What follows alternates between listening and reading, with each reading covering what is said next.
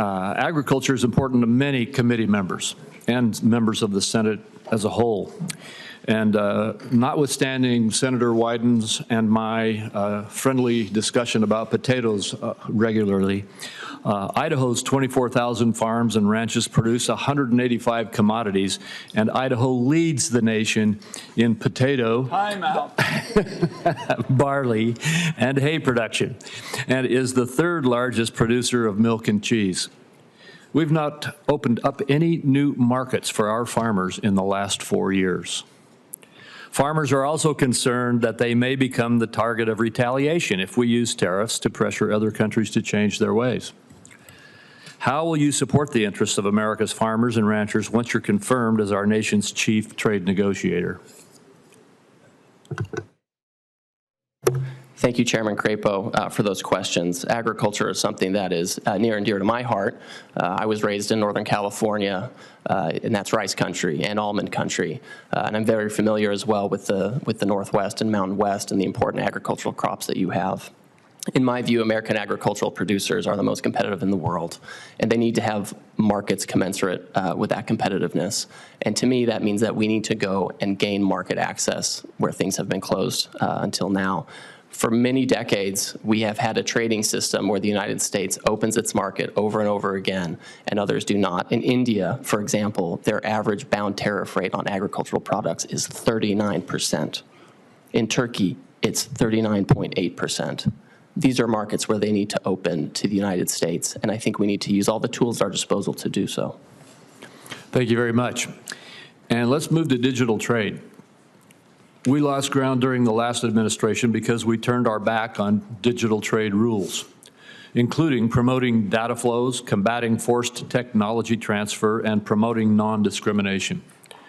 A number of jurisdictions, including the European Union and South Korea, utilized that opportunity to advance measures that target U.S. technology companies with special requirements or taxes while exempting their domestic companies or even Chinese companies.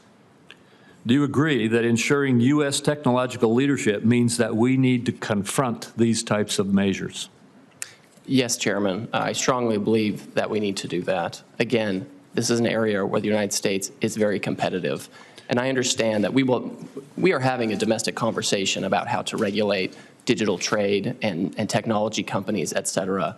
And my view is that is where the conversation should be happening. We should not be outsourcing our regulation to the European Union or Brazil or anyone else, and they can't discriminate against us, and it won't be tolerated. Thank you, and I appreciate that perspective.